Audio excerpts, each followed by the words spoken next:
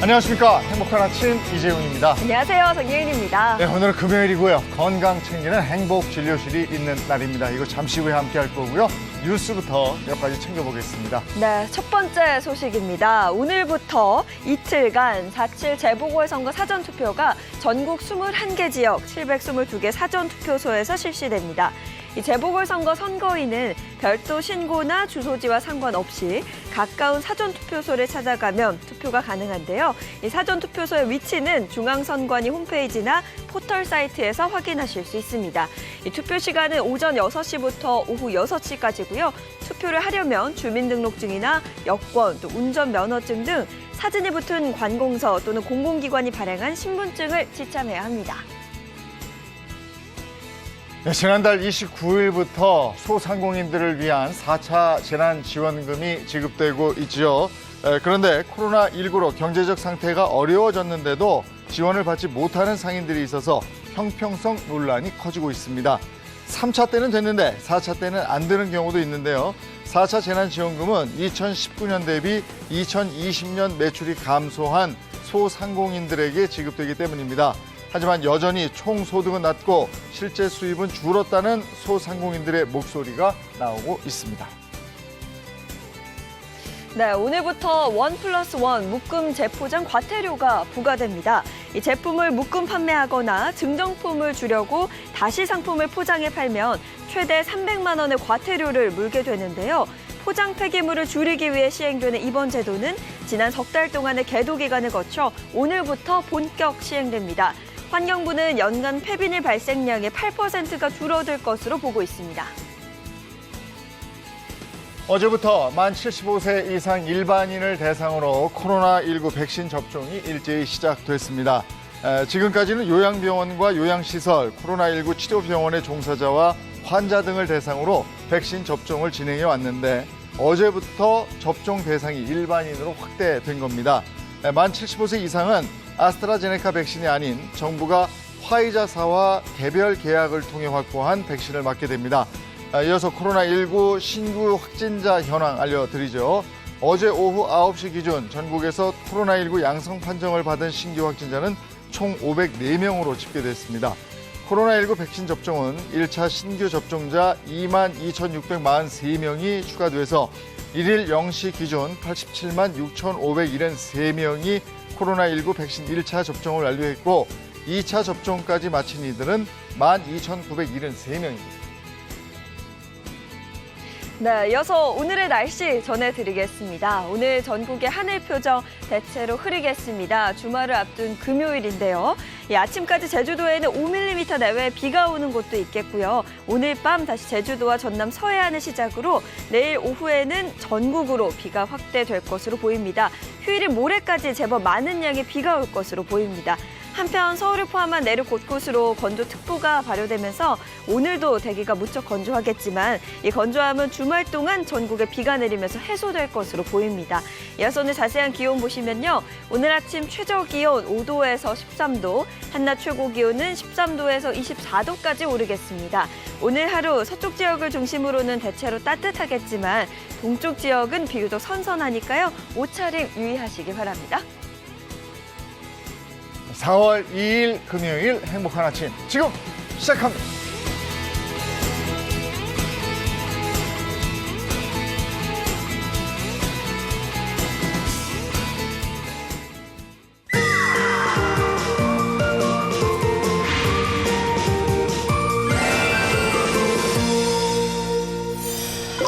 네, 금요일 여러분 건강 함께 챙겨보겠습니다. 행복진료실 문을 엽니다. 네, 행복진료실에서는 여러분이 진짜 궁금해하시는 질문을 모아서 속 시원하게 답해드리고 있는데요. 오늘은 또 어떤 내용일지 기대가 됩니다. 네, 우리 주치의 선생님들 소개해드리죠. 장민욱 신경과 교수, 모사원 한의학 박사입니다. 어서 오세요. 반갑습니다. 안녕하세요. 그리고 차윤환 식품생명공학 박사, 이보은 요리연구가 함께했습니다. 어서 오세요. 네, 안녕하세요. 안녕하세요. 자, 그러면 행복진료실 지금 시작합니다.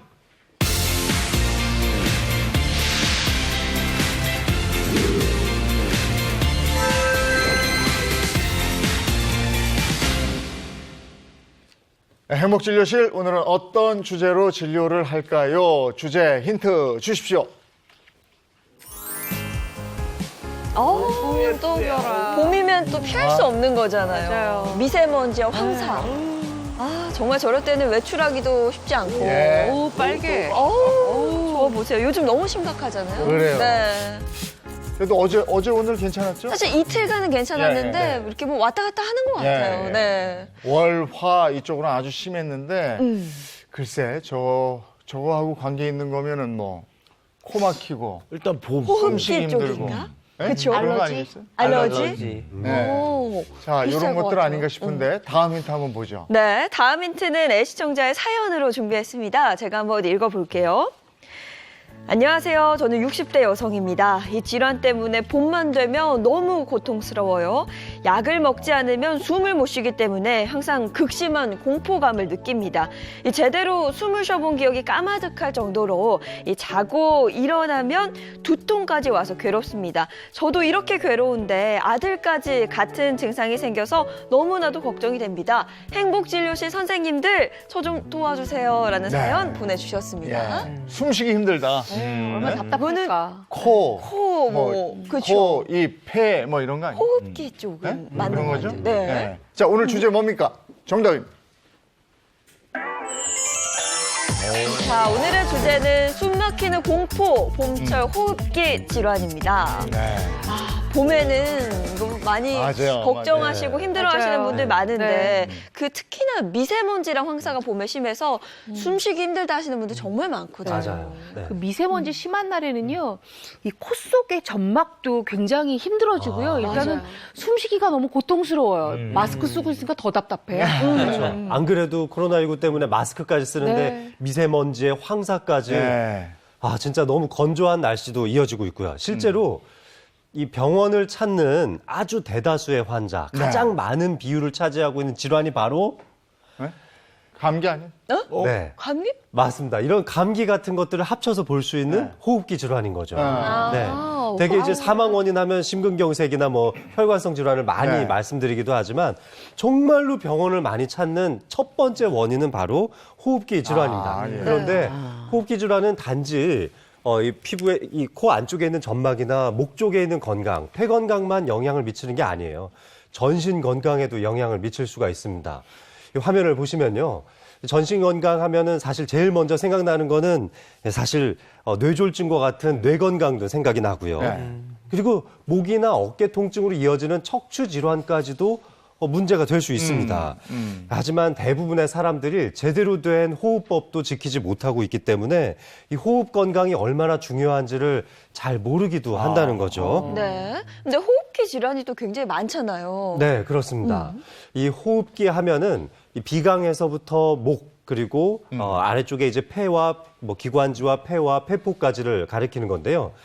사실 이 중에서는 이 우리 몸의 5대 장기라고 할 수 있는 이 뇌, 심장, 간, 콩팥 그리고 마지막이 폐인데 이 5가지 장기는 정말 나의 생명과도 항상 직결돼 있는데 네. 특히 이 폐가 이 코에서부터 쭉 연결되다 보니까 외부의 세계와 정확하게 바로 연결되는 유일한 5대 장기 중에 하나인 거예요. 그러니까 심장이나 폐는 다 안쪽에 gat혀 있는데 폐는 뚫려 있는 기관이다 이렇게 생각할 수 있는 거죠. 그러니까 외부에서부터 들어오는 미세먼지나 황사, 뭐 꽃가루 같은 거에 의해서 바로 이 데미지, 손상을 받을 네. 수 있는 장기입니다. 근데 생각을 해보면은요, 우리가 이런 거죠. 좀 음식이 이상하고 물이 좀 안 좋은 것 같다 그러면 안 먹으면 되는데 공기는 좀 이상하다고 안 마실 수가 없잖아요. 없죠. 네. 근데 봄철 되면 황사 오죠, 미세먼지에 꽃가루. 그런데도 내가 안 먹을 수 없이 매일매일 많은 양을 먹다 보니까 이게 봄철이면요, 하루에 담배 2갑을 핀 거하고 비슷한 정도의 영향이 나한테 온다라고 얘기가 되고 있습니다. 담배 2갑이요? 네. 와. 와, 이거는 아니 진짜 심각하다. 이러다가 또 나 뭐 끊으면 뭐해 또 2갑 핀대 이러고 피시면 또 피시면은 2배, 3배로 그렇죠. 그러면 4갑 되는 건데. 네, 그럼. 안 네, 되죠. 그래서 우리 현대인들 같은 경우에는 특히나 이 호흡기 건강을 많이 신경을 써주셔야 하는데요. 우리 UN 보고서에 따르면 최근에는 미세먼지나 황사처럼 이 대기의 질이 좋아지지 않으면서요, 자연적으로 이 호흡기 건강이 안 좋아지고 이게 전신 건강에까지 영향을 미치는데 연간 이로 인해서 사망하는 환자 수가 네. 700만 명 정도 된다고 합니다. 와, 그러니까 이건 그래요? 전쟁이나 전염병보다도 많은 숫자죠. 아니 700만 명이면 우리나라 전체 인구 대략 한 5천만으로 보면요. 7명 중에 1명꼴이에요. 그렇죠. 야. 야, 그냥 야, 이거 저 대기질이 너무 안 좋아 이러고 그냥 지나칠 일이 아니네요. 네. 그렇죠. 특히나 요즘에는 우리 미세먼지 중에서도 그 초미세먼지가 많이 문제가 되잖아요. 이게 우리 몸에 필터링을 해주는 필터가 있는데 걔보다도 입자가 작아가지고 바로 폐로 들어가서 침착이 되는 거예요. 그렇기 때문에 평소에도 좀 마스크 많이 써주시고 건강을 신경 써주셔야 합니다. 네. 이렇게 중요한 호흡기 건강입니다. 오늘 주제 영상이 하나 준비되어 있는데 보고 와서 얘기 계속 나누겠습니다. 요즘 날씨가 좋아도 너무 좋은데 이 심각한 미세먼지 때문에 불편하신 분들 많으시죠? 미세먼지와 여러 가지 이유로 생기는 호흡기 질환이 우리 삶의 질을 망가뜨리는 경우가 많습니다. 호흡기 질환은 이 비염이나 기관지염, 또 후두염, 또 폐렴을 지칭하는 용어인데요. 이런 호흡기 질환을 방치하게 됐을 땐 폐가 망가지는 무서운 결과를 초래할 수 있습니다. 봄에 찾아온 불청객 호흡기 질환이 폐를 위협할 수 있다는 사실 알고 계셨나요?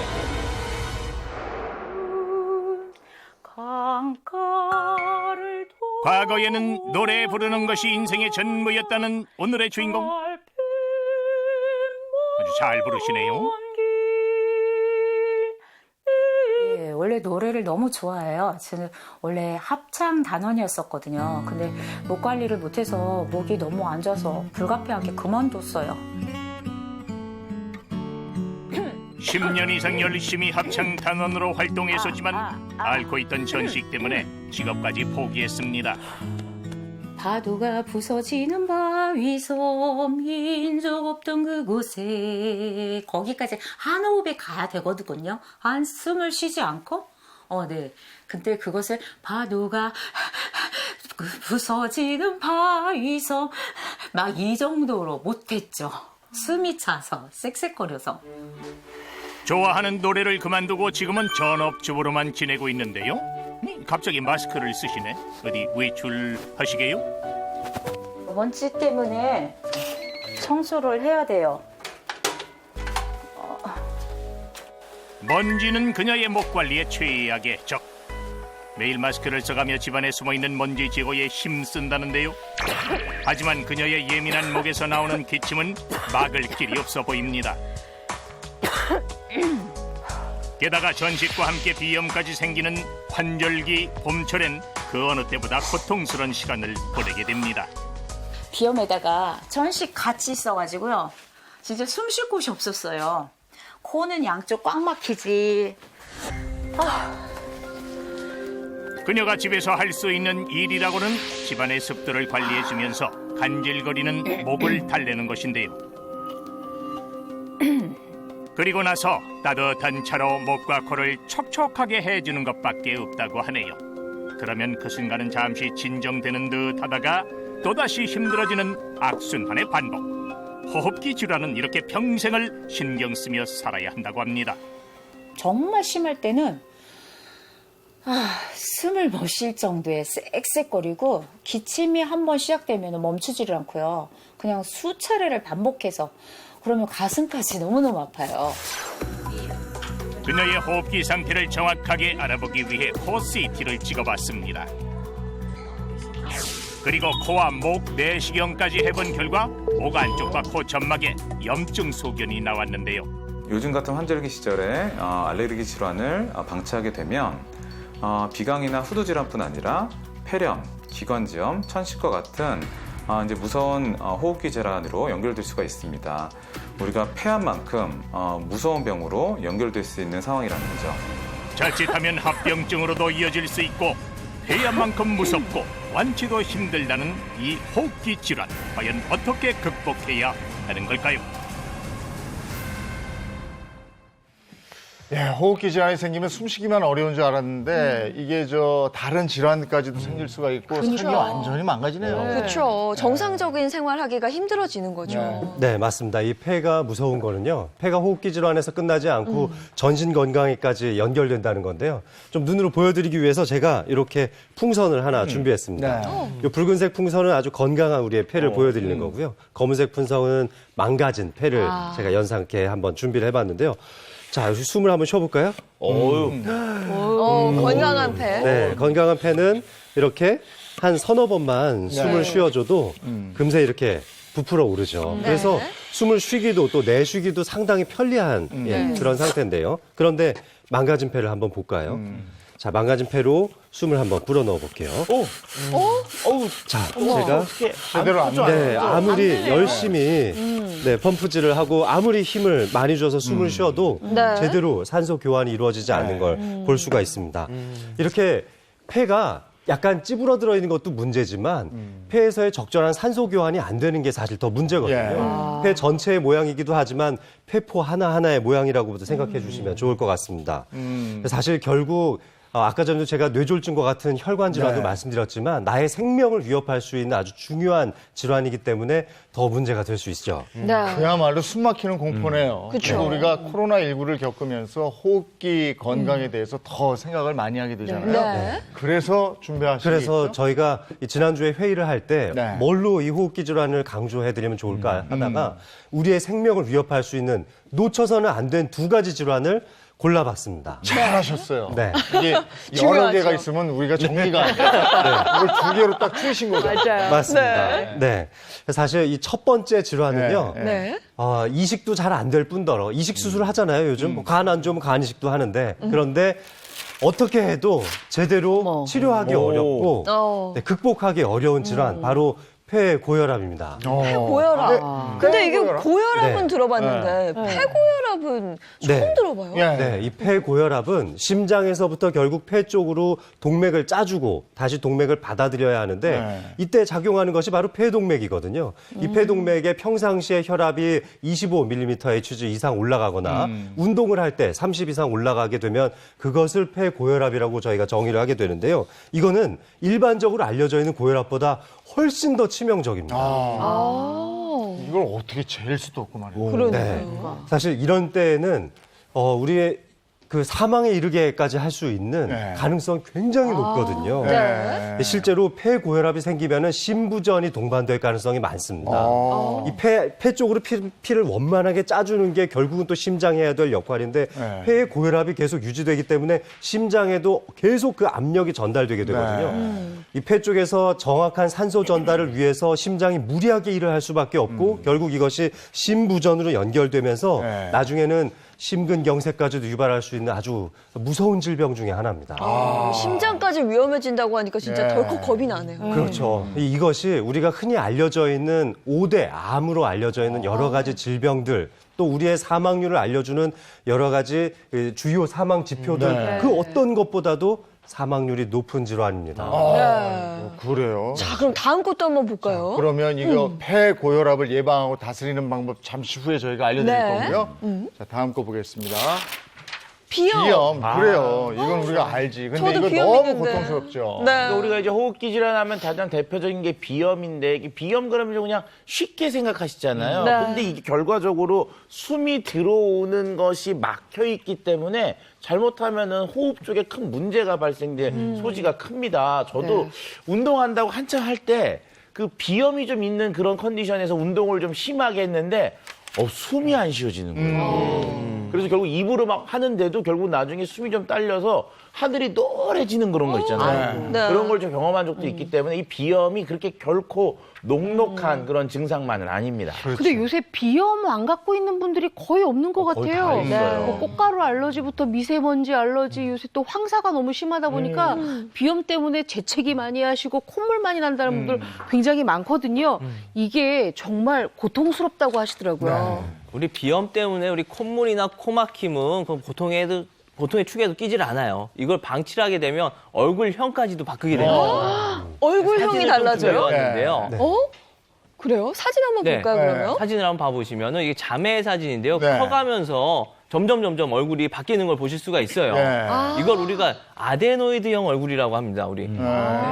비염에 걸리게 되면 이제 코로 숨을 못 쉬게 되니까 결국 입으로 자꾸 숨을 쉬게 되잖아요. 그러니까 입을 자꾸 이렇게 벌리고 있게 된단 말이에요. 벌리고 있다 보면은 이걸로 인해서 이쪽 뭐 부종교합이 생기기도 하고 이쪽 턱 쪽으로 턱 관절이 안 좋아지면서 돌출입이라든가 이런 것들이 생겨서 얼굴형을 이렇게 우리가 흔히 바보처럼 보인다고 하잖아요. 이런 식으로 바꾸게 됩니다. 얼굴까지 이렇게 변형이 되는 건데 그러면 비염, 이 코가 막히고 네. 너무 힘들잖아요. 이거 그렇죠. 뻥 뚫을 수 있는 방법 없습니까? 일단 아주 쉬운 방법이 있죠. 여기 보시면 양쪽 옆에 네. 조금 온폭 들어간 부분이 네. 있어요. 네. 이 코 양쪽 옆 온폭 들어간 부분을 옆으로 살짝 당겨줘 보세요. 어때요? 좀 넓어졌어요. 뚫리는 것 같은 느낌 들죠? 예. 진짜 그런데요. 이 코평수가 넓어지는데. 이거 신기한데? 코평수가 넓어져. 아니 축구 선수들 중에 여기 이렇게 테이프 붙이고 나오시는 분들 맞아요. 봤어요. 네네. 시원하네 이거. 네. 시원하구나 이게. 조금 전에 모 신기하다. 선생님이 설명하신 이 주걱턱 모양이 아데노이드형 얼굴형인데요. 네. 이제 그런 어린 아이들한테도 저희들이 치료법을 적용하는데 여기다가 예. 반창고와 같은 테이프를 살짝 붙여주는 것도 되게 좋은 방법입니다. 네. 이런 코평수가 넓어지죠. 마냥 이러고 다닐 순 없잖아요. 이럴 때 주의할 건 없나? 주의할 점 같은 건 없나요, 혹시? 네, 아니요. 특별히 주의하실 점은 없는데요. 없어요. 시원하게 하면 되네. 반창고를 붙이실 때 너무 이 위쪽에서부터 붙이지 말고 약간 옆쪽으로 붙여서 옆쪽으로. 넓혀주시면 특히 주무실 때 이거 하면 코골이도 좀 개선할 수 있어요. 아니 이렇게 코를 이렇게 코평수를 넓혀 놓으니까 아니 음식 냄새가 나네. 맛있는 네. 이 좀 먹어야지. 그렇죠. 네. 제가요. 그래서 호흡기 건강에 아주 좋은 네. 아주 맛있는 장수 밥상 지금부터 아, 그래요? 알려드리도록 하겠습니다. 알겠습니다. 보은 선생님의 장수 밥상입니다.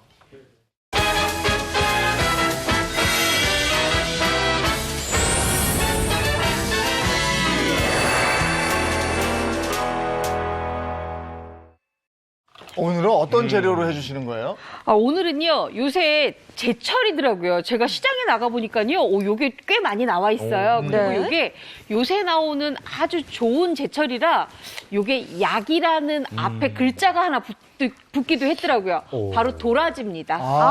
근데 요즘에 도라지. 약도라지 이래요? 네. 그렇죠. 이제 도라지 그럼 우리가 이제 타령도 있잖아요. 도라지, 백도라지가 있어요. 반응이 안 좋네요. 네, 실제로 이 도라지가 이제 뿌리고요. 그다음에 인삼에 비유할 정도로 그 속에도 사포닌이라는 성분이 많이 들어있는데 이 사포닌이라는 성분 자체가 우리 호흡기, 폐 이쪽에 있는 그 점액질 같은 것들의 분비를 촉진하기 때문에 도와주는 효과가 있고요. 콜레스테롤을 줄여줘서 혈행을 개선해서 혈액순환에 도움을 주는 효과가 있어서 폐 고혈압에도 도움이 됩니다. 그리고 식이섬유수가 풍부하기 때문에 이 화장실 잘 가게 하면서 살도 빠지게 하는 효과가 있고요. 또 올리고당도 풍부하기 때문에 변비에도 도움이 돼서 정말 이 봄철 요때쯤 참 좋은 식재료라서 오늘도 식재료 선택은 100점 만점에 100점 드리도록 하겠습니다. 100점 받았어요. 100점. 특히 우리 도라지 같은 경우엔 한의학에서 길경이라고 하고요.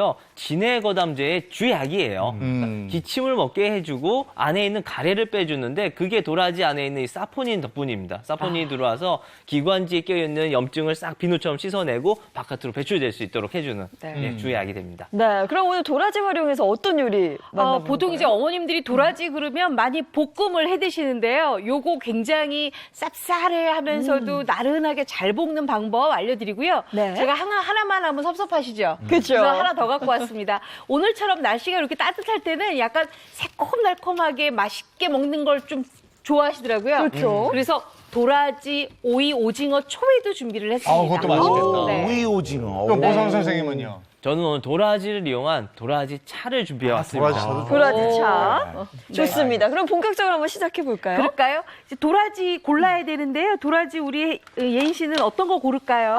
굉장히 매주 힘든 시간이에요. 도라지를 골라본 적이 별로 없기 때문에.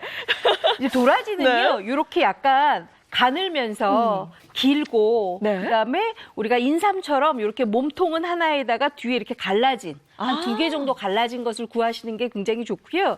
그다음에 만약에 도라지 껍질을 벗겨놓은 거를 사시겠다 하신 경우에는 굉장히 흰색이 투명하면서도 곧고, 가늘고, 그다음에 향을 맡아봤을 때 도라지 향이 짙게 나는 것을 사용하시는 것이 가장 좋습니다. 네. 자, 근데 도라지를 구입하고 나면은요, 어머님들이 요새 약효가 좋다 그래서 이 도라지 껍질 있는 거 많이 구입하시거든요. 이 껍질 벗기는 게 문제예요. 그러니까 막 네. 흙도 다 있고. 그렇죠. 요거 지금 깨끗하게 제가 네. 씻어 온 건데요. 요거 한번 벗겨볼까요? 네.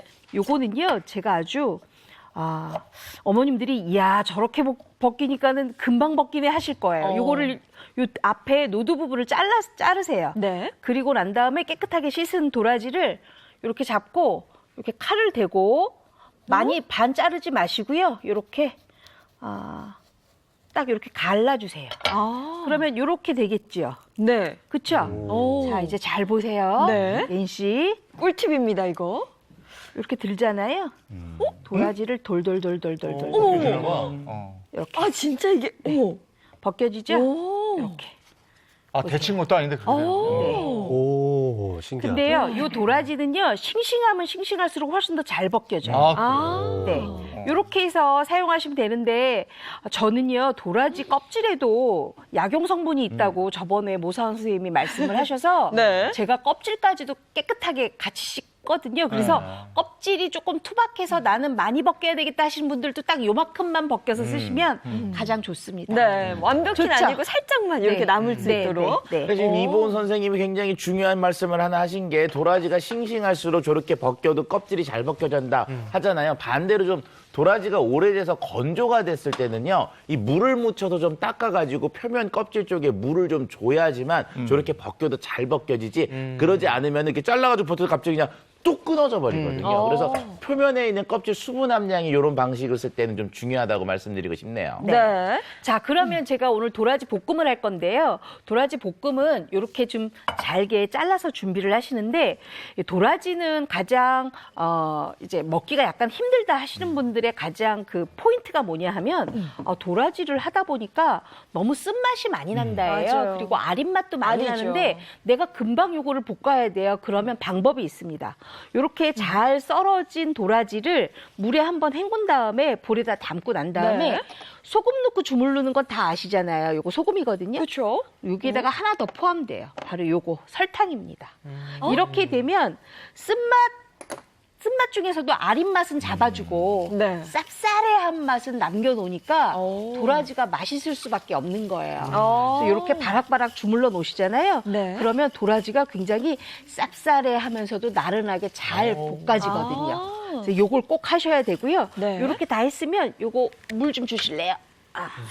이거는 찬물이죠? 네, 선생님? 찬물에다가 이렇게 해서 요거를 헹궈서 건져주세요. 잠깐만요, 선생님 고마워요. 자, 이렇게 헹궈서 이걸 건져주세요. 선생님, 그 소금 설탕하고 네. 하는 거는 어느 정도나 요거요? 하는 거예요? 너무 오래 하시면 안 되고요. 그냥 살짝만요? 한 10분 정도만 이렇게 주물른 다음에 살짝 네. 놔두면은요, 아린 맛은 빠지면서 쌉싸래한 맛은 올라오거든요. 네. 그래서 이렇게 준비를 하시는데요. 우리가 보통 도라지 볶음할 때는 대부분 이렇게 물기를 뺀 다음에 어머님들이 대부분 바로 이제 볶음을 하세요. 근데 여기서 한 가지 중요한 팁이 있어요. 도라지 볶음에는요, 꼭 볶기 전에 밑간을 해주셔야 돼요. 뭘로 밑간을 하느냐? 바로 국간장으로 밑간을 해주세요. 국간장. 네, 국간장도 너무 많이 넣게 되면 도라지의 하얀색을 조금 해치니까 네. 살짝만 한 2분의 1 큰술 정도, 또는 만약에 도라지 양이 많다 그러면 한 큰술 정도만 넣고 요거를 이렇게 버무려서 밑간을 하는데요. 이렇게 밑간을 해줘야 도라지의 감칠맛도 생길 뿐만 아니라 우리 국간장의 맛이 짭짤한 거는 조금 없게 하되 굉장히 감칠맛을 일게 하거든요. 그래서 이렇게 준비를 하셔야 돼요. 네. 그야말로 밑간이니까 그냥 살짝만. 그쵸, 살짝만 네. 이렇게 버무려 주세요. 그리고 난 다음에는 요걸 이제 볶아야 되겠죠. 네. 자, 볶을 때는 뭘로 볶느냐 하면 바로 식용유를 약간 둘러주세요. 식용유? 식용유를 살짝 두르고요. 저거 그냥 볶아서만 먹어도 사실. 맞아요. 요거 맛있잖아요. 네, 그냥 바로 볶아서 먹어도 맞아요. 맛있는데. 식용유를 두르고 요거 밑간한 도라지를 여기다 놓으세요. 도라지를 넣고 그다음에 다진 마늘을 넣고 그다음에 여기 맛술이 조금 있거든요. 맛술 이렇게 넣고 요걸 좀 볶을게요. 네. 이렇게 어느 정도 볶냐 하면은요, 나른하게 될 정도까지만 볶아주세요. 우리가요 도라지 가지고 맛있게 먹는 방법이 굉장히 많잖아요. 우리 예인 씨는 도라지 갖고 어떻게 잡수세요? 저는 도라지를 사실 그냥 먹는 걸 좋아해요. 도라지 그전에는 네. 그러니까 그 명절에 먹는 도라지 있잖아요. 네, 볶아 먹는 거? 네, 볶아 먹는 거 그냥 먹는 걸 가장 좋아하는 것 같아요. 네네네. 맞아요. 그렇게 많이 잡수시죠? 우리 모사원 한의사 선생님은 뭘로 잡수세요? 좀 이렇게 묻혀서 많이 먹게 되는 거예요. 묻혀서요? 네. 묻혀서. 그럼 초회를 많이 해 드시는구나. 맞아요. 그렇죠. 그럴 때 약간 도라지가 너무 쓴맛 나거나 이러면 좀 먹기 힘들잖아요. 그럴 때도 마찬가지로 절임 방법이 있어요. 제가 네. 이따가 도라지 초회 만들 때 절임 방법을 알려드릴게요. 네. 자, 이렇게 해서 나른하게 좀 볶아주시는데요. 여기에다가 약간 기름 맛을 넣어야지만 훨씬 더 고소하잖아요. 바로 참기름을 넣습니다. 여기다 참기름. 참기름을 넣고요. 그다음에 아까 제가 국간장으로만 간을 맞췄잖아요. 그러면 도라지가 약간 싱겁겠죠. 싱거울 수 있어요. 그러니까 소금으로 또 간을 맞춰야 되잖아요. 이렇게 네. 소금으로 간을 맞춰주세요. 네, 저는 사실 도라지를 안 먹었었는데 이보은 선생님 만나고 도라지 눈을 떴어요. 정말 아린맛 하나 없이 너무 맛있게 그쵸, 너무 맛있죠. 해주셔서 그때부터 이제 도라지를 먹기 시작했거든요. 그래도 뭐 남자들 사이에서는 이제 이게 도라지파가 있고 더덕파도 있고 뭐 칡파도 있고 우엉파도 있고 연근파도 있는데 뭐 제일 좋아하세요 그 중에서? 저는 그거 다 좋아하는 거예요. 하긴 그거 고를 게 어디 있어요? 다 먹어야지. 그럼. 자, 도라지를 이렇게 볶을 때는요, 이제 그 도라지를 볶을 때 가장 실수하는 게 뭐냐 하면, 도라지가 빨리 이렇게 나른해져야 되는데 언제까지 이걸 볶아야 되는지 몰라서 실수를 하게 돼요. 네. 근데 도라지는요, 살짝 살캉살캉하게 볶아주는 게 가장 포인트거든요. 네. 그래서 너무 나른하게 만드느라고 오래 볶으시면 안 돼요. 불과 한 5분 정도만 5분? 볶으시면 돼요. 왜냐하면 국간장에 한번 밑간을 했기 때문에 충분하게 간 맞춤이 지금 되어 있는 상태거든요. 네. 거기에다 제가 여기다가 약간의 소금을 넣었잖아요. 네. 그래서 굉장히 나른하게 볶아졌어요. 자, 이렇게 볶아졌으면 이제 여기에다가 예인 씨 같으면은 여기에다가 이제 파도 넣고 그쵸. 깨도 넣고 뭐 다 하잖아요. 네네. 그렇죠? 전 그렇게 안 해요. 역시 저랑은 뭔가 다른 게 있습니다. 왜냐하면 네. 그렇게 하면은요 도라지가 완전히 축축 처져요. 그래서 여기서 이제 불을 꺼요. 불을 끄고. 불을 끄고 제가 볼 하나 여기 갖다 놓고요. 네. 얼른 넓은 볼에다가 도라지를 놓고 다른 식혀요. 거에서. 빨리. 네. 그리고 여기를 뭘 하느냐? 바로 쪽파. 이게 또 중요한 거네. 네. 팬 위에서 다 하면 큰일 나요. 그렇죠. 네. 그다음에 여기 깻가루 이렇게 놓고 맛있겠다. 저는 여기에다가 약간 발그스름한 게 있으면 맛있을 것 같아요. 바로 이게 뭐냐? 실고추. 실고추. 아우. 이렇게 해서 아까 제가 저건 넣었었죠. 참기름을 넣었잖아요. 넣었죠. 그러니까 그냥 이렇게 버무려요. 이렇게 해서 이제 접시에 올리는 거예요. 끝난 거예요? 맛있겠다. 끝난 거예요. 요거 네. 간을 한번 보셔야 돼요. 제가 봐야죠. 네, 그렇죠. 네. 우리가 볶을 줄은 몰라도 이제 네, 맛은 아시잖아요. 맛은 알잖아요. 요거 이렇게 해서 여기 딱 네. 잡숴 보세요. 제가 진짜 이 옆에 있는 게 얼마나 다행인지. 어때요? 간 딱 좋아요. 그쵸? 근데 밥에다 먹을 거면 소금 짱끔. 소금 조금. 그러면 우리 예인 씨 말 듣고 네. 밥에다 먹을 거니까 소금 조금. 네. 요거는 이제 예인 씨 간이에요. 네. 조금 짤 수 있어요. 자, 이렇게 해서 잡수시면 되는데 여기서 이제 한 가지 제가 팁을 드리자면 보통 이렇게 도라지를 볶고 난 다음에 밀폐용기에다 담아서 뚜껑을 딱 덮으세요. 그죠? 그렇죠? 그렇게 하시죠. 그렇게 하시면 안 되고요. 도라지가 완벽하게 식힌 다음에 그 다음에 밀폐용기에 담아서 뚜껑 덮으셔야 돼요.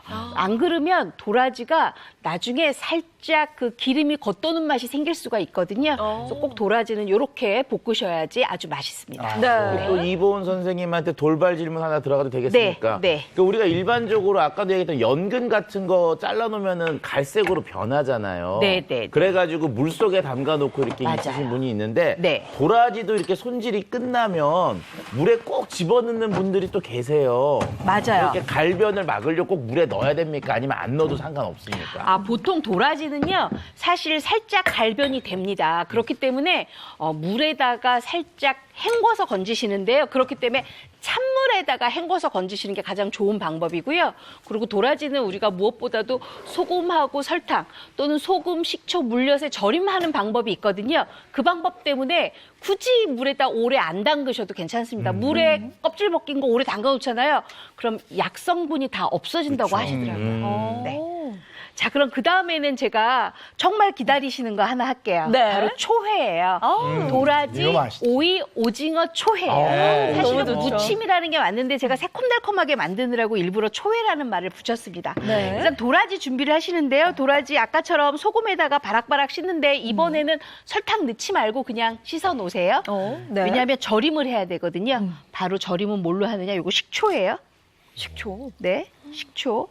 그다음에 요게 뭐냐 하면은요, 바로 이거 뭔가 물엿이에요. 물엿 그쵸? 네. 네. 물엿 없으면 올리고당? 네, 올리고당 넣으셔도 되는데요. 되도록이면 물엿 넣으시는 게 더 좋고요. 네. 여기에다가 뭘 하느냐? 바로 소금을 넣어요. 아, 이거 진짜 맛있겠다. 이거 먹으면 입만 싹 도는 그거잖아요. 네, 이렇게 하는 이유가 있어요. 네. 우리가 보통 이제 도라지 초무침을 할 때 어머님들이 소금에만 살짝 절임을 해서 아린맛 빼놓고 그 다음에 나중에 이제 오이 넣고 오징어 넣고 양념 잔뜩 해가지고 만들어 놓으시잖아요. 네. 도라지가 맛이 없으니까 자꾸 식초 넣으세요. 그리고 자꾸 단맛을 넣으세요. 아. 그렇게 하시면 나중에 식초랑 설탕의 양이 너무너무 많이 들어가요. 근데 이렇게 밑간을 할 때 먼저 물엿하고 식초에다가 살짝 버무려 놓잖아요. 도라지가 굉장히 끝까지 새콤새콤하면서 달콤달콤하거든요. 그러니까 굳이 설탕하고 식초가 많이 안 들어가도 되는 거예요. 그렇죠. 아셨죠? 네. 그래서 이렇게 해서 어느 정도 담가 놓냐? 딱 30분만 담가 놓으세요. 30분. 예, 30분 담가 놓은 다음에는 물에 헹굴까요? 안 헹굴까요? 안 헹굽니다. 네, 안 헹궈요. 왜냐하면 굳이 네. 설탕하고 식초하고 절임해 놓은 거를 물에다 헹구시면 다시 또 씻겨 나가겠죠? 네. 그러니까 그냥 건져서 자근자근 짜서 물기만 빼서 준비하시면 되겠어요. 네. 자, 요거 이렇게 준비해 놓으시고요. 그 다음에는 바로 요거예요. 오징어. 요 지금 오징어인데요. 이 오징어를 손질을 깨끗하게 해서 이제 좀 데쳐야 되거든요. 네. 제가 오징어 손질을 조금 할게요. 요거는요, 배를 갈라서 안쪽에 있는 뼈대를 다 꺼내 놓으시고 그다음에 깨끗하게 씻어서 준비하시면 되겠어요. 네. 이 손질도 되게 어렵다고 생각하시는 분들 많거든요. 네. 근데 요거 쉬워요. 요거 요렇게 해서 만약에 내가 오징어를 굉장히 조금 뭐랄까 좀 살짝만 데쳐서 먹고 싶다 그러면 이렇게 칼집을 이렇게 넣고 난 다음에 오징어 그냥 썰면 돼요. 저는 이 칼집 낼 때 다 뚝뚝 끊기던데. 많은 그래서 사람들이 그럽니다. 네, 그래서 칼을 살짝 이렇게 뉘어서 하셔야 돼요. 네. 그리고 1cm 간격으로 이렇게 썰어주세요. 그러면 잘 말릴 거예요. 네. 근데 예인 씨, 네. 제가 왜 껍질째 할까요? 이 껍질에는 이제 다양한 성분들이 이렇게 네. 포함이 되어 있어서 어떤 성분이 많을까요? 그게 이제 그걸 이제 차윤아 박사님께서 네. 꼴딱꼴딱 콜라겐 아, 지금 제가 이 껍질에는요, 그 타우린 성분이 굉장히 많이 있어요. 어차피 우리 이거 데쳐서 쓸 거잖아요. 굳이 껍질 벗기시지 마시고요. 네. 껍질째 쓰시는 게 훨씬 더 성분이 좋겠죠, 영양이. 그렇기 때문에 제가 껍질째 하는 거고요. 네. 이렇게 껍질째 다 준비된 오징어는 한번 데쳐주세요. 어디다 데치느냐? 바로 끓는 물에다 데치는데 이거 소금이에요. 소금 넣고. 네. 이것도 좀 약간 살짝 데쳐야 네, 살짝 맛있나요? 데쳐야 네. 맛있어요. 만약에 너무 진하게 데치잖아요. 그러면 오징어가 질겨져요. 맞아요. 이렇게 해서 살짝 데쳐주세요. 네. 그래도 뭐 이보은 선생님은 제철이라서 주꾸미로 좀 해주실 줄 알았더니 그냥 오늘 오징어 왔네요. 그냥 주꾸미도 괜찮죠, 그렇게 해도. 네, 주꾸미도 괜찮은데요. 사실 봄 주꾸미가 알이 좀 꽉 차 있잖아요. 네. 이왕이면 좀 보호했다가 가을에 드시는 게 좋겠죠? 그런 깊은 뜻이. 차 박사님 반성하셔야겠어요. 그러니까 저는 그냥 맛있는 거라서 뭐 얼른 먹을 생각만 했는데 반성하겠습니다. 아니, 요즘에 쭈꾸미는 진짜 그 알이 꽉 차 있어가지고요. 네. 집에서 이렇게 볶을 때 제대로 싹 볶아서 먹으니까 네. 그거 맛있더라고요. 그 밥알 같잖아요. 알이. 밟는 것 같죠. 그렇죠. 자, 이렇게 해서 이것도 굉장히 찬물에 네, 찬물에 얼른 헹궈야 네. 이 오징어 살이 굉장히 탱탱해요. 아. 이렇게 준비를 해놓으세요. 네. 아까 장미도 이보은 선생님이 이제 껍질 쪽에 타우린이 좀 많이 들어있다고 말씀을 네. 하셨는데 실제로 봄이 되면 또 우리가 힘들어하는 우리 장기 중에 하나가 간이거든요. 근데 타우린은 이제 해독 아미노산으로 알려져 있기 때문에 이렇게 몸이 힘들고 지치는 이 봄철 같을 때 저렇게 오징어 숙회 같은 거 하나 드셔주시면은 뭐 간이 좀 좋아합니다. 네. 자, 이렇게 오징어까지 준비를 해놨어요. 이렇게 오징어까지 준비를 했으면 저희가 이제 할 게 있습니다. 바로 오이도 준비를 하시는데요. 오이가 굉장히 싱그럽잖아요. 요거 이렇게 반 갈라서 네. 이렇게 썰어 놓으시는데 보통 이제 그 오징어랑 도라지랑 무침하는 오이는요, 굉장히 뭐랄까 꼬독꼬독하게 잘 절임을 하셔야 돼요. 근데 오이 절임할 때 대부분 소금만 넣고 하시잖아요. 네. 그러면 제가 아까도 얘기했지만 짠맛만 배어 나와요. 어차피 무칠 거잖아요. 그래서 소금하고 설탕을 같이 넣으세요. 아, 오늘은 짝꿍으로 같이 네. 많이 나오네요. 왜냐하면 이 설탕도요, 삼투압 작용을 하기 때문에 당침을 한다 그래요, 우리가 보통. 그래서 당절임이 되거든요. 그래서 이렇게 만들어 놓으면 설탕을 굳이 많이 넣으실 필요가 없어요. 네. 이렇게 해서 한 30분만 재워 놓으시면 바로 이렇게 변하는군요. 이렇게 해서 절여놨어요. 네. 요거 한번 잡숴 보실래요? 그럼요. 소금으로만 한 거랑 좀 달라요. 어때요? 아작아작하죠? 정말 그 식감이 너무 좋네요. 아삭아삭하고 그리고 정말 말씀해 주신 것처럼 마냥 막 짠맛만 나지 않아요. 그쵸. 네. 이게 신기하네요.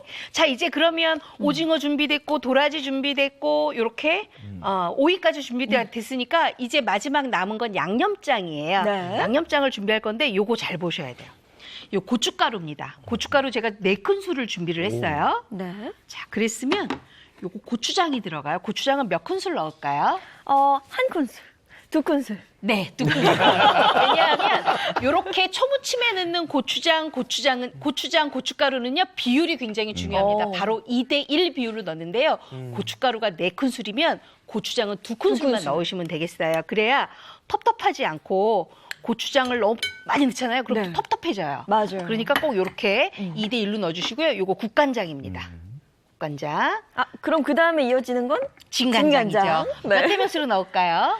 이것도 2대1입니다. 네. 진간장이 2고 국간장이 1이에요. 네, 2대1. 네. 그다음에 요거 다진 파.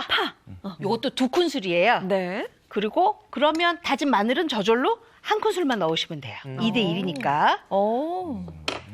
자, 그리고 단맛을 이렇게 매실청으로 약간 좀 넣고요. 그다음에 요거 식초 넣고 약간 새콤하게 만들어요. 네. 그리고 요 설탕은 보통 이제 식초에 반만 넣으시면 되거든요. 근데 저희는 앞에서 지금 설탕 절임을 조금씩 했기 때문에 요 설탕 조금만 넣어요. 네.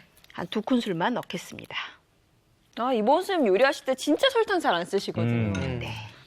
자, 설탕 이렇게 해서 요거를 2큰술. 이제 잘 섞어요. 이렇게 양념장을 만들어요. 요거 만들어 놓고요. 네. 오징어 오이 초무침뿐만 아니라 양배추 썰어서 넣고 도라지랑 같이 버무리셔도 맛있고요. 요거는 뭐 다 맛있는 양념장이에요. 네. 뚜루마뚜루 다 쓰실 수가 있으니까 이렇게 해서 쓰시는데, 자, 근데 저는요, 이 초무침에요, 요거 하나 넣어주시면 훨씬 더 맛이 업그레이드가 됩니다. 요게 바로 참기름이거든요. 참기름 1 작은 술이에요. 요것만 넣고 버무려 주세요. 이러면 맛이 훨씬 더 좋아져요. 자, 네. 이제 넣을까요? 네. 도라지 넣고요. 야, 도라지 넣고. 그다음에 오이 넣고요. 요거 맛있게 무쳐보세요. 신선한 맛이 나겠네요. 와. 아주 신선하죠? 근데 아우 저거 싸가지고 밖에 놀러 나가고 싶어. 근데 제가 오징어 초무침인데 오징어는 왜 안 넣었을까요? 오징어 넣으셔야 되는데? 네, 왜냐하면은요, 오징어를 처음부터 넣고 버무리잖아요.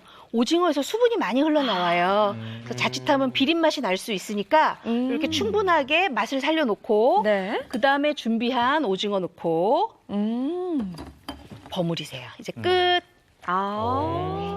그래서 이거 오래 둔 거 보면 물 나오잖아요, 그렇죠, 선생님. 맞아요. 그래서 그래서 하자마자 이렇게 해야 되요 순서가 굉장히 중요해요. 네. 네. 야, 이렇게 하면 끝이래요.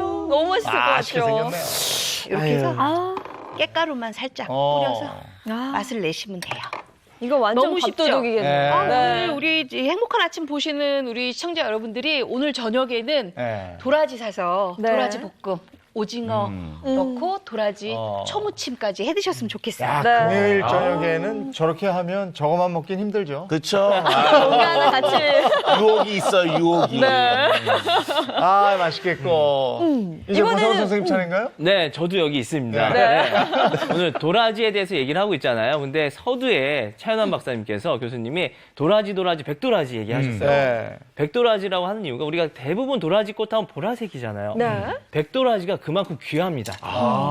약재로서도 우리가 최상품으로 쳐요. 그만큼 백도라지는 잘 있지가 않아요. 네. 그리고 우리가 항상 환자분들 기관지 안 좋으면 도라지 먹으면 좋다라는 거 알아요. 근데 많이 먹어도 나는 왜 안 좋아져? 이렇게 얘기를 하시잖아요. 아까도 말씀 나왔지만 그 쓴맛과 아린 맛에서 주요 유효 성분이 다 있는 건데 요리를 할 때는 꼭 물에 불려서 그 유효 성분을 다 빼놓고 요리를 하게 되는 거예요. 네. 그러니까 우리 약도라지는 우리 고길경이라고 그래서 쓴맛이 강해야 합니다. 근데 그냥 또 먹으라고 그러면 야, 나 쓴데 이걸 어떻게 다 먹니? 이렇게들 말씀하세요. 그래서 제가 준비해온 방법이 있습니다. 우리 구중구포라고 혹시 들어보셨어요? 네. 약재. 네. 네. 그렇죠. 약효를 뭐 좋게 하거나 독성을 없애기 위해서라도 이 구중구포를 하는데 사실 이 구중구포는 맛을 좋게 해주는 효능도 있어요. 오. 그래서 오늘 저는 도라지를 이용해서 단순히 가루를 내는 게 아니라 구중구포 우리 9번 하기 힘들잖아요. 네. 3중 상포를 해서 맛을 좋게 만든 도라지 차입니다. 네. 한번 해볼까요?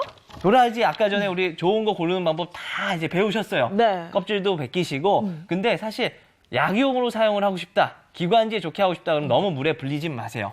불리진 마시고 도라지를 채를 썰고 살짝 말려주세요. 그냥 상온에 두시면 이렇게 좀 꼬독꼬독하게 말라요. 말라요. 잘 말랐네, 이거. 네. 근데 여기서 사실 우리는 껍질도 많이 벗기지를 않았고 물을 이용해서 쓴맛이나 아린맛을 많이 안 뺐단 말이에요. 이대로 그냥 우려서 먹으면 쓴맛밖에 안 나요. 마실 네. 수가 없어요. 그렇죠. 마실 수가 없어요. 그때는 일단은 팬을 좀 달궈주시고요. 네. 그 위에다가 요 말린 거를 근데 이건 좀 달궈진 상태에서 올라가야 돼요. 이 상태에서 요거를 조금 다 넣고 살짝. 네. 덮는구나. 계속 볶아주시기만 해요. 네. 덕음을 하신다는 거죠, 네. 선생님. 맞습니다. 네. 볶아줘야 돼요. 근데 가만히 놔두면 타거든요. 네. 가만히 놔두면 타요. 그러니까 항상 요거를 좀 이렇게 볶아주시고 색깔이 약간 좀 누리끼리하게 변할 때 네. 그때 이제 불을 끄시고 옆에 다시 체에다가 놓고 펼쳐가지고 말려주시는 거예요. 다시 말려요? 네, 다시 말려주세요. 아, 역시 세 번 정성이 반복해서 세 들어가야 번. 돼. 네. 네. 말린 다음에 다 식은 걸 확인하시고 다시 한번 한 번 더. 넣고 거기서 색깔이 조금 더 진해지도록 네. 이렇게 요걸 3번만 해주세요. 네. 9번까지도 필요 없습니다. 3번 해주시면 이제 쓴맛과 아린맛도 남아있지만 약간 고소한 향이 이제 네. 올라오기 시작해요. 네. 그러면은 그거를 이제 이제 분쇄해서 먹는 거군요. 맞습니다. 가루로. 그 상태에서 분쇄를 해서 드셔도 좋지만 네. 네. 사실 더 좋은 거는 이렇게 뜨뜻한 물 끓여서. 네. 끓여서. 물에다가 넣고 우려서 먹으면 우려서. 유효 성분이 그러겠네요. 조금 더 많이 추출이 되니까 한 번에 더 많은 좋은 성분들을 우리가 네. 먹을 수 있게 됩니다. 네. 그렇게 해서 만들어진 게 이거군요. 요걸 맞습니다. 요걸. 근데 뭔가 단맛을 내려면 여기서 여기다가 단맛 내기 위해서는 꿀을 조금 더 그래서 이렇게 적당히 달달하니 맞춰서. 맛있네. 네. 맞습니다. 네. 이거 좋은데요? 선생님 저도 좀 그쵸? 괜찮아요. 음, 맛을 한번 봐야죠. 아주 좋아. 야, 어우, 야. 달달하니 좋네요. 인삼차하고는 또 다른 그렇죠. 느낌의 인삼차 느낌 살짝 나는 것 같은데 전혀 달라요. 아니 진짜 거부감 없이 정말 맛있는 차예요. 자, 앞에 이범 선생님 만들어주신 것도 좀 먹어볼게요. 네. 우와. 제가 지금 도라지 볶음하고요. 도라지 오징어 오이 초무침 올려드렸거든요. 밥이랑 같이 해서 한번 잡숴보세요. 도라지 볶음 예인 씨 간이라고 그랬는데 간 적절해요. 딱 밥에다 먹을 거니까. 네. 소무침도 와 진짜 저는 역시 초무침이 맛있는 것 같아요. 그래요? 이게 내가 좋아하는 거라. 어르신들은 이렇게 볶음을 좋아하시고요. 약간 애기 입맛을 초무침도 좋아하시더라고요. 네. 아니, 오징어가 어쩜 이렇게 연해요 또. 그렇죠, 연하죠. 네, 이렇게 살짝만 데친 다음에 바로 찬물에 헹궈서 나중에 무치셔야 오징어가 훨씬 더 간맞춤이 돼 있어서 맛있습니다. 그 딱 순서만 지키시면요, 아주 맛있게 드실 수가 있습니다. 그리고 이 도라지가 식감이 살캉살캉하잖아요. 그쵸. 네. 그 포인트가 또 너무 맛있는 것 같아요. 네. 와 아린 맛도 많이 잡아냈고요. 네. 그래서 먹기에 전혀 부담감이 없어요. 네, 네. 그렇죠. 조금씩 먹다 보면 항상 달다는 생각을 많이 했었는데 네. 이거는 그렇지 않네요. 아유, 더 먹고 싶은데 네. 시간상 너무 레시피 가야 돼. 레시피 가죠. 미세먼지 비상, 봄철 호흡기 건강 지키는 도라지 볶음과 무침, 그리고 도라지 차 만들어 볼까요? 도라지 볶음은 도라지와 쪽파, 통깨, 실고추, 양념 재료 필요하고요. 도라지 무침은 도라지와 오징어, 오이, 그리고 양념장 재료 준비해 주세요. 이 모사원 한의사의 비법, 집에서 쉽게 만드는 약이 되는 도라지 차는요, 이 채 썰어 말린 도라지와 꿀이 있으면 됩니다. 우선 도라지를 5에서 6cm 크기로 잘라 소금, 설탕으로 아린 맛을 빼준 후 국간장과 소금으로 밑간을 하는 게 맛있는 도라지 무침의 포인트. 이 밑간한 도라지와 맛술, 다진 마늘을 넣어 볶은 다음 넓은 그릇으로 바로 옮겨 쪽파와 통깨, 실고추를 넣고 버무리면 아삭한 도라지 볶음이 완성됩니다.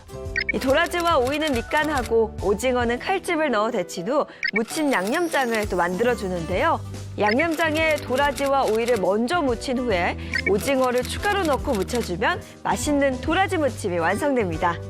또 채 썰어 말린 도라지를 재빨리 볶은 후 식히는 걸 반복하면 약효가 더욱 좋아지는 도라지차. 이렇게 3번 정도 반복한 후 물에 도라지를 넣고 끓이거나 갈아서 꿀을 넣고 차로 마시면 됩니다. 이 봄철 꽃가루와 미세먼지의 공격에서 도라지 볶음과 무침 그리고 도라지차로 맛있게 호흡기 건강 지키세요. 네, 도라지 식재료를 가지고 음식 만들어서 호흡기 건강 지키는 거 너무 좋네요. 네, 너무 맛있네요. 아유, 상큼해. 네. 자, 숨쉬기 힘든 호흡기 건강, 우리 잘 지켜야 될 텐데, 차윤환 박사님 이번에 준비해 주신 건 뭐예요? 네, 이제 마지막 제 비법이 남아 있는데요. 제 비법을 말씀드리기 전에 비법으로 건강을 되찾으신 분의 영상을 먼저 보도록 하겠습니다.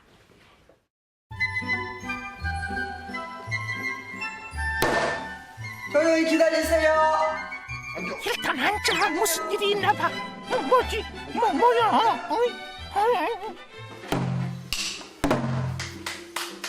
모든 가족을 숨죽이게 하고 북을 치며 한국무용을 선보이는 여인. 그녀는 코로나 때문에 잠시 공연이 중단된 무용소입니다. 다시 무대에 오를 그날을 위해 집에서 연습을 하고 있죠. 어렸을 때 춤을 추고 싶었는데 못 췄고요. 중간에 이제 좀 하고 싶었는데 천식 때문에 못 췄는데 요 근래는 제가 이제 할 수가 있었어요. 근데 참 재밌어요. 건강에도 좋고. 잘 쳤어. 네, 나 잘 쳤어? 잘 쳤어. 고생했어. 나 맛있는 거 갖다 줄게. 아이고 그래. 남편은 아내의 든든한 지원군. 3시간 전부터 아내를 위해 팔팔 끓여 준비를 해놨는데요. 전식이 있었던 아내를 위한 맞춤형 음료입니다. 상당히 보기 안 들어올 정도예요. 막 기침 나오고 숨 헐떡거리고. 가래 나오고 밥을 먹을 때는 항상 코가 가래고 뭐고 목이 잔뜩 잠겨가지고 사람들 앞에서 밥 먹기가 좀 안 좋았죠. 과거 그녀의 심각한 전식 증상으론 잠을 잘 때 숨이 넘어갈 듯한 호흡곤란이 있었습니다. 그리고 집안일을 할 때 일상생활이 힘들 정도의 기침이 반복됐습니다. 더 심각했던 것은 밥을 먹을 때마다 심한 가래가 끓었기 때문에 주변 사람들과 밥 한 번을 제대로 먹어본 적이 없다고 하네요. 첫째는 몸 상태가 여러 사람들 앞에 서기가 곤란했지만 지금은 무대에 서도 좋고 사람들하고 만나서 얘기를 차를 나눠서 먹으면서도 기침이 없으니까 좋고 나무 앞에 추접스럽지 않게 가래가 걸걸걸걸 거렸었는데 그런 게 없으니까 너무 좋잖아요. 제가요 한복을 이렇게 많이 준비해놓고 언제든지 제가 나가서 노래도 하고 춤도 출 수가 있고요. 이제는 전식에서 탈출해 새로운 도전을 꿈꾸는 그녀. 그런데 남편도 바빠 뭐해? 보이는데요. 당신 주려고 열심히 끓이고 있지. 아니, 아내가 마셨던 그 음료 아닙니까? 남편이 매일 준비하고 있는 이것은 배와 버섯 그리고 한약재를 넣고 푹 우려낸 건강 음료인데요. 그녀가 전식을 극복할 수 있었던 것은 다 남편 덕이라고 합니다. 그런데 말입니다. 건강 음료에 무언가를 한 개 더 넣는데 뭐죠? 이게 맹문동인데요. 천식에 좋다고 그래서 이 같이 물에다 넣어가지고 끓여서 지금 탕복하고 있어요. 예로부터 신선의 약재라고 불리던 맹문동은 마른 기침과 각혈, 가래 해소를 다스리는 데 사용됐습니다. 그리고 조선의 최장수 왕인 영조의 건강 비결이 맹문동이었다는 기록도 있는데요. 조선 왕조의 기밀문서인 승정원 일기에는 맹문동 기록만 1370회나 기재돼 있으며 지금도 폐나 호흡기 건강에 많이 쓰이는 약재로 알려져 있습니다. 아내는 천식을 오랫동안 지극정성으로 보살피며 관리해준 남편 때문에 극복할 수 있었다고 말합니다. 콧물도 안 나오고 쌕쌕거리지 않고 사람들 앞에 아무렇게나 나서도 괜찮고 이거를 계속 챙겨서 먹어야죠. 그녀가 천식으로 힘들었을 때 도움이 됐다는 맹문동. 덕분에 앞으로 건강하고 멋있게 춤추는 멋진 공연을 기대하겠습니다. 야, 건강 되찾으셔서 다행이네요. 네. 맹문동을 꼽아주셨네요. 네, 그렇죠. 자, 제가 이거 보이는 게 바로 이게 맹문동입니다. 이게 딱 보면 뭔가 좀 이렇게 약재 같이 생겼죠. 네. 멋있어요. 실제로 이 맹문동은요, 보시는 것처럼 이렇게 난이에요, 난. 그래서 난과에 들어가고요. 인동초 또는 불사초라고 오래전부터 불렀습니다. 맹문동이란 이름 자체가요, 맹문, 보리와 비슷하게 생겼다라는 의미고요. 동, 겨울을 난다 그래서 맹문동이라고 이름이 붙여졌고요. 그런데 이게 왜 우리 이제 호흡기에 도움을 주느냐? 바로 이게 이제 사포닌이라는 성분이 매우 많이 들어있는데 특히 이 여러 곳 중에 이 뿌리 부분에 이 사포닌이 매우 풍부하게 들어 있습니다. 아, 여기도 사포닌이네. 자, 근데 그 앞에 지금 차가 있으니까 한번 살짝 드셔보시죠. 오. 구수한데요? 아우 먹기 좋아요. 좋은데요? 구수한데 사포닌 성분이 있으니까 약간 그러네요. 쌉쌀한 맛이. 살짝 쌉쌀한 맛. 네. 끝쪽에. 그 딱 드셔보시면 어떤 느낌이냐 이런 거 있잖아요. 우리나라 사람 하나 네. 몸에 좋은 것 같아라고 하는데 그게 바로 이제 그 인삼에도 많이 들어있는 그 사포닌 성분 때문에 그렇습니다. 이거는 면역력 증진에 도움이 되는 거 아닙니까? 사포닌? 그렇죠. 우리가 일반적으로 사포닌 하면 인삼, 인삼하면 진짜 우리 몸에 매우 좋은 것으로 알려져 있는데요. 이 인삼보다도 맹문동의 이 사포닌 함량 자체가 더 높은 것으로 알려져 있습니다. 자, 그런데 이 여러 가지 사포닌들 중에서 맹문동에만 존재하는 특별한 사포닌 성분이 있는데요. 바로 스피카토사이드 A라고 하는 사포닌인데 이게 호흡기의 점막을 마르지 않도록 도와주는 성분입니다. 또 맹문동 중에서 또 이 기침을 억제하는 것으로 알려져 있는 사포닌인 오피오고닌 D라고 하는 또 사포닌이 또 맹문동에 풍부하게 들어있는데 이거는 호흡기에 도움을 주는 것으로 알려져 있어서 결과적으로 이제 맹문동이 호흡기에 다양하게 좋은 영향을 주는 거죠. 네, 우리 맹문동은 동의보감에서 심장과 폐를 보익해준다고 그랬고요. 현종과 숙종이 면역력을 높이기 위해서 항상 드셨고 우리 최장수왕으로 항상 나오시는 우리 영조께서는 물처럼 수시로 섭취를 했고 이 별명이 신선의 약초라는 별명이 있을 정도로 건강에 아주 도움이 됐습니다. 신선의 약초. 신선의 약초요. 그렇군요. 그러면 저희가 맹문동의 효능에 대해서 하나하나 좀 자세히 보겠습니다. 첫 번째 보시면 폐 기능 강화. 네, 우리 맹문동은 폐를 비롯한 호흡기, 면역기 강화를 한다는 현역 연구 결과가 있었는데요. 맹문동 추출물을 섭취한 이후에 만성 기침, 천식, 폐렴 등 다양한 호흡기 질환에 도움이 되었다는 연구 결과가 있습니다. 네. 조금 전에 왜 심장, 폐 이런 말씀하셨잖아요. 맹문동이 그 혈압 강화 효과도 조금 있다고 합니다. 그래서 이 폐고혈압 환자한테도 폐질환이나 심장 쪽 질환을 예방하는 데에도 어느 정도 효과가 있을 것으로 추리해 볼 수 있어요. 네. 자, 그럼 두 번째 요령 보겠습니다. 두 번째는 면역력 증진. 코로나19 시대에 가장 필요한 거 아니겠습니까? 그쵸. 면역력 증진은. 네, 맞습니다. 사실 이 면역 세포 자체가 증가했다는 연구 결과도 있었거든요. 맹문동을 섭취했던 쥐에게서 T 림프구, 이것도 면역 세포의 일종입니다. 이 T 림프구가 많아졌다는 효과가 있었고 이것이 알레르기를 개선하는 데에도 효과적이었다. 이런 논문이 있었습니다. 네, 맹문동에 많이 들어있는 사포닌 성분과 이소플라본 성분들이 이렇게 면역력을 올려주는 것으로 알려져 있습니다. 네. 자, 우리의 면역성을 방어하는 데 있어서 제일 첫 번째가 바로 호흡기죠. 네. 이 호흡기에서 기관지 점막에서 만들어내는 것이 바로 뮤신이거든요. 그런데 맹문동 자체가 점액질 성분을 늘리는 효과가 있다고 하니까 이 기관지의 뮤신도 더 늘어날 것으로 생각됩니다. 네, 면역력 증진에도 도움을 주고요. 마지막 효능은 항염 효과. 네, 우리 맹문동을 섭취한 이후에 염증성 물질이 무려 70%나 감소했다는 결과가 나타났는데요. 우리 염증이 줄어드니까 면역력이 향상이 되고 폐기관지 점막을 보호하는 작용을 한다고 볼 수가 있습니다. 네. 아니 근데 시중에 이제 맥문동 제품들이 워낙 많잖아요. 어떤 제품을 사야지 저희가 아주 효과 있게 쓸 수가 있을까요? 그래서 제가 준비를 해봤죠. 그래요? 예. 안내를 같이 보도록 하시죠. 네, 똑똑하게 맥문동 먹는 법입니다. 첫 번째는 볶아서 먹기.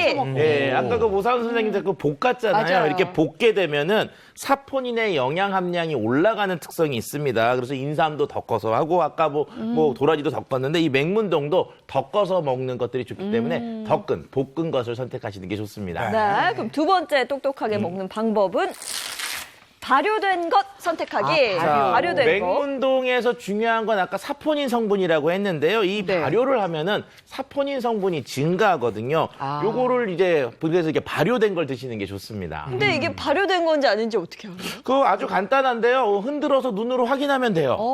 자, 요거를 영상으로 한번 준비해봤는데 한번 같이 보도록 하시죠. 자, 한쪽은 일반 맥문동 가루고요. 한쪽은 발효한 맥문동 가루입니다. 이 두 가지를 같은 양의 물에 이렇게 넣어서 이렇게 뚜껑을 닫고 흔들흔들 해주세요. 네. 흔들흔들 해주시면은 어떤 차이가 있느냐. 자, 거품이 생겼는데 일반 맥문동은 좀 위에 살짝 생긴 정도인데 발효는 거품이 확실히 많이 생겼죠. 맥주 같아요. 예, 이 사포닌이라고 하는 게 비누라는 의미고요. 비누가 거품이 많이 생기잖아요. 네. 그래서 거품이 많이 생겼다는 것은 그만큼 사포닌이 풍부하게 들어있다는 것을 확인하는 방법이니까 그냥 흔들흔들해서 눈으로 확인하시면 됩니다. 네. 어떻게 보면 약간 수제 맥주 비슷한 거. 우리가 같은 생각을 흔들어서 거품의 양을 한번 네. 확인해 보시면 도움이 될 것 같고요. 네. 또 맥문동 섭취 시 주의할 점 같은 거 있을까요? 네, 우리 맥문동은 성질이 되게 찬 약재예요. 그래서 평소 내가 소화기가 튼튼했고 뭐 열성 질환, 급성 염증성 질환에는 도움이 될 수 있는데 소화기가 좀 약하거나 냉한 체질은 드셨을 때 설사를 하실 수가 있으니까 좀 주의를 하셔야 합니다. 네, 요즘 같은 때 정말 호흡기 건강 중요하거든요. 근데 호흡기 건강이 좀 답답하다 뿐이 아니고 다른 질환을 일으킬 수도 있고 자칫하면 우리 생명을 위협할 수도 있다. 예, 호흡기 건강 잘 지키시고 건강한 봄 지내시기 바랍니다. 고맙습니다. 고맙습니다. 감사합니다. 출퇴근할 때 보면 똑같은 길을 가잖아요. 네. 근데 겨우 내내 앙상한 가지였던 게 이렇게 예쁜 꽃이었어요. 그렇죠. 꽃이었고 이제 뭔가 형형색색으로 이제 본인의 옷을 갈아입고 있는데요. 이번 주말에는 또 비가 온다고 그러게 하잖아요. 말이에요. 네, 코로나 시대에 꽃놀이 하지 말라고 또 하늘이 이렇게 비를 내리는 것 같습니다. 안전한 주말 보내시고요. 저희는 다음 주 월요일 아침 8시에 돌아올게요. 행복한 아침, 행복한 하루, 그리고 행복한 주말 보내십시오. 고맙습니다. 고맙습니다.